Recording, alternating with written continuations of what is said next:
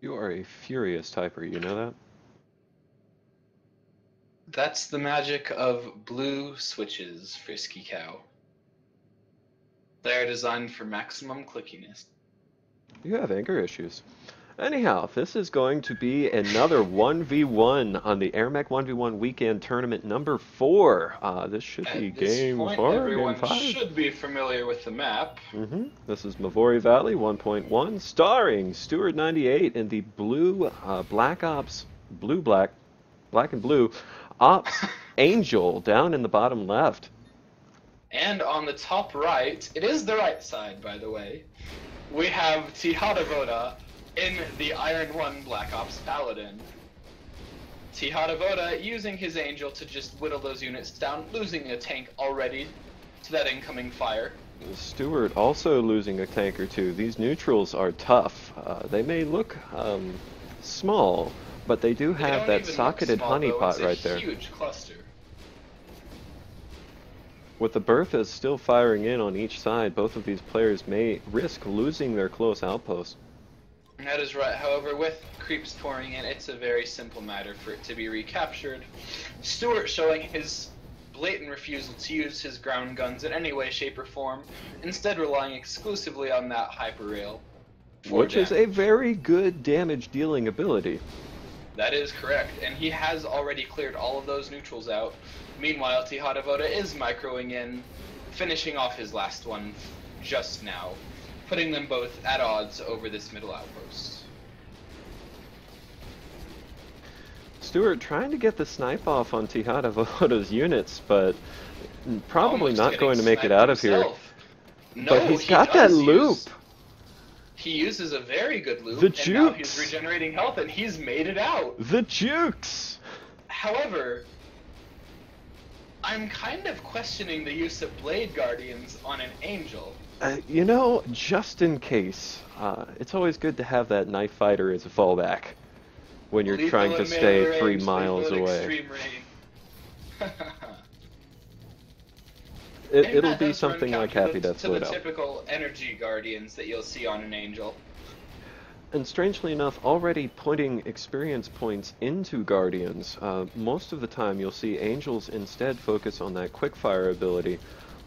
That is correct, and Blade Guardians even, with fraction Stuart of a second going a bit too low, late. but he does take down a Longhorn.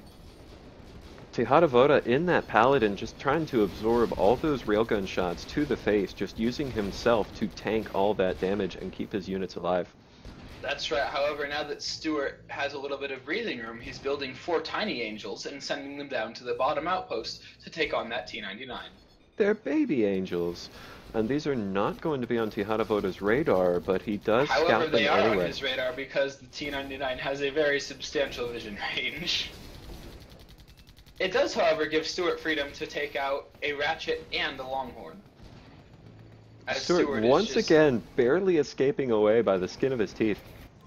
However, Tihatavoda coming out with that Rebel push that we've seen every game from the red team on this map. You know what? Rebels are good. They're very popular. That's true. They're very popular.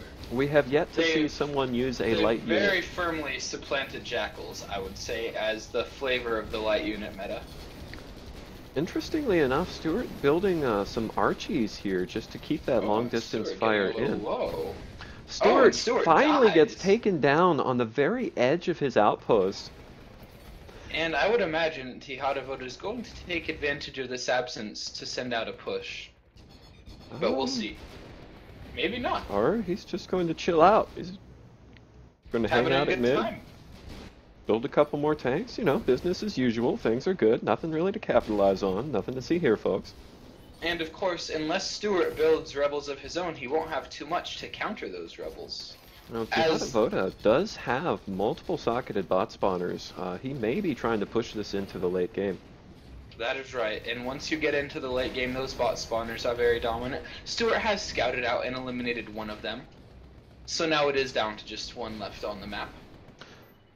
Although it is unfortunate that the effectiveness of bot spawners scales really with the game timer, it would be interesting to see if the level of creeps they spawned was a constant, but instead it leads to the fact that early game bot spawners tends to be just an experience feeder to your opponent, whereas late game bot spawners are almost unstoppable.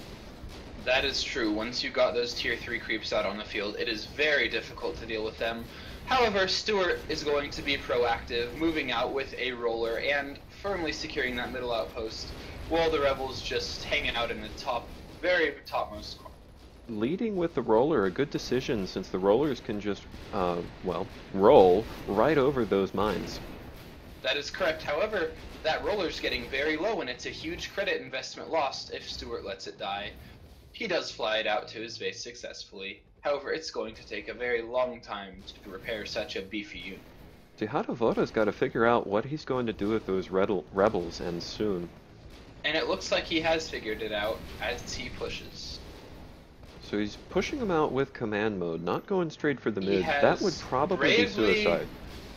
Brought them into Stuart's sniper rifle range. Now, he's got an Angel with Longhorn. My guess is the rebels will be able to overwhelm this, just through sheer numbers. They very quickly do bring down that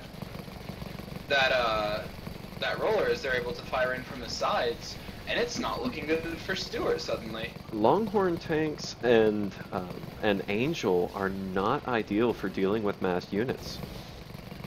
So Stuart, without the scout, finding himself getting hard countered here as far as the build, and countering with rebels of his own. So we're going to see some mass rebel versus mass rebel action.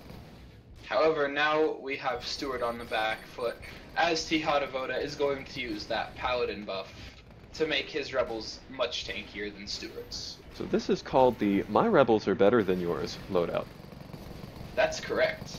However, Stuart is attempting the "My gun is better than yours" and having limited success with it, as he is on his way to losing another outpost.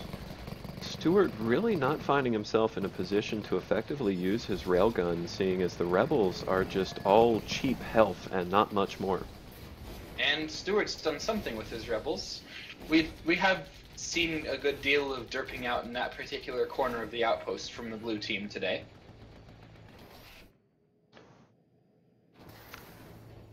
I don't know if that's a pathing glitch or if that's command mode. That would be... I feel like that's command mode, but it'll be interesting to see. As Bobline would have us thinking, it's a feature, not a glitch. However, Stuart has hit level 7 and can take that first ultimate point in his hyperrail. Tihatavoda with the hammer stasis and the defensive unit buff and Goliath just going to clean up these rebels with almost no losses. And at this point it is 9 upkeep to 23, and it's not looking too good for Stuart. He's got bot spawners on all his sockets. But now it's time for him to leave. But he's been stasis by the hammer, so he's having a hard time doing it. I would say that all of the sockets is a bit of a stretch, as he's only got 3 out on the field. Trying to pick off what he can, but Tihatavoda, as that paladin, just doesn't care about getting shot. That's got to be very frustrating as an Angel. However, Stuart is doing some work thinning out that rebel herd, and with his own rebels coming up, he could have a chance to come reclaim the Holy Land. Interestingly enough, neither player bothering to invest at all in anti-air. And in this case, neither mech has any particular effect while they're in the air, so that is actually quite justified. Neither of them is really going to be interested in dogfighting. Stuart just continuing to crank out rebels and snipe what he can with that railgun. Does see Tihatavoda going to the top left. Outpost, not even with units, just to a wall of creeps. Bot spawners, man, they'll get you. That is true. Because of the proximity of the outposts. Since Tihatavoda has taken Stuart's close before that corner outpost, the creeps that are getting spawned for blue are actually going to go to this close outpost rather than the top one. So the top left will, over time, get overwhelmed just by red creeps. That is correct, and here we're seeing domination damage. It will be coming down in 1 second, and Tihatavoda does have those 4 Goliaths rolling in on a Y move, now 5. So it looks like this could well be the end for Stuart. Stuart with 5 upkeep and 6 Goliaths at his fort that are not his, having a bad time here. He's flying around grasping at straws. He is going to get some rear armor sniping done and get a single Goliath of his own out. However, it's a bit late for him as this match does end. Game 4 is a victory for Tihatavoda. Tihatavoda with a lot of success in the last tournament, showing us yet again that he can just cleave through some of AirMech's best players like it ain't nothing.